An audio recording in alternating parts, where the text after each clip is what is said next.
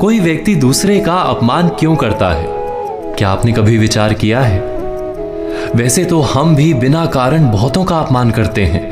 हमारा अपना अपमान भी बहुत बार होता है। संसार का सारा व्यवहार एक दूसरे का अपमान करने पर टिका है। जैसे पति अपनी पत्नी का अपमान करता है, पिता अपनी संतानों का अपमान करता है, नौकरी देने वाला अपने नौकर का अपमान करता है, अर्थात जो भी बलवान है वो निर्बल का अपमान करता है। यदि हम शक्तिमान हैं तो अपमान के बदले में लड़ाई करते हैं, और यदि लड़ने की शक्ति नहीं होती तो हम अपमान सह लेते हैं, स्वयं को निर्बल और असहाय मान लेते हैं। हमें छोटे होने का एहसास होता है। ऐसा प्रतीत होता है जैसे हमारी आत्मा कुचली गई हो। किंतु कोई किसी का अपमान क्यों करता है?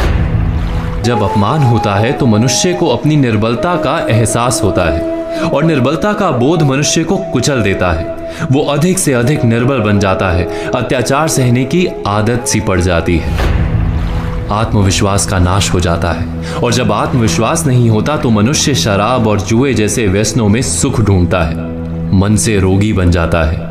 आखिर किसी भी मनुष्य की ऐसी दुर्गति कोई क्यों करता है? अपमान करने वाला वास्तव में क्या सिद्ध करना चाहता है? कभी गहराई से विचार किया है? वास्तव में हम किसी का अपमान करते हैं उसकी निर्बलता सिद्ध करने के लिए, ये बताने के लिए कि हम अधिक शक्तिमान हैं। अर्थात वास्तव में अपमान करने वाला स्वयं अपने आप को शक्तिमान या बलवान सिद्ध करने का प्रयास कर रहा है।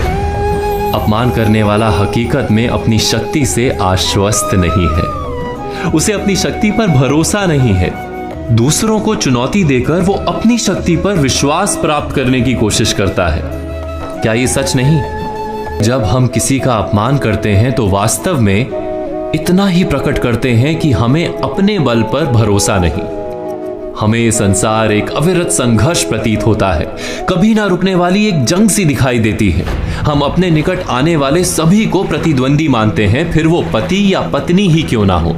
हमें निरंतर लगता है कि हमें अपनी शक्ति सिद्ध करनी होगी, अन्यथा हमारा शोषण होगा, हम किसी के गुलाम बन जाएंगे।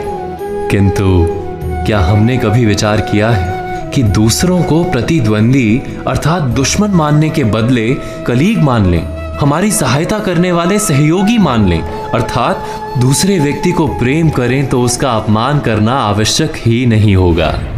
किंतु प्रेम करने के लिए आत्मविश्वास आवश्यक है।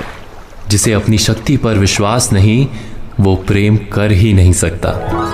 अर्थात जिसका हृदय आत्मविश्वास से भरा होता है, ना वो अपमान करता है, ना अपमान को स्वीकार करता है। क्या ये सत्य नहीं? इस तथ्य पर विचार अवश्य कीजिएगा।